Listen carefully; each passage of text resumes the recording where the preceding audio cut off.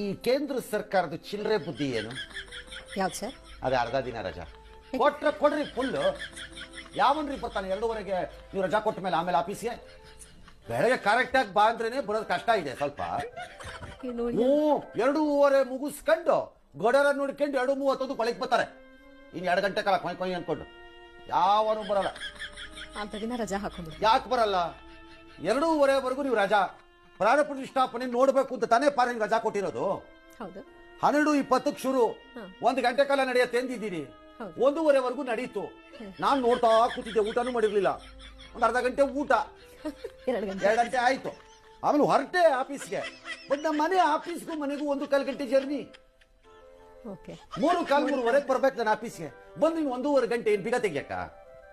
ಯಾವನು ಬರ್ತಾನೆ? ಯಾವನು ಬರಲ್ಲ.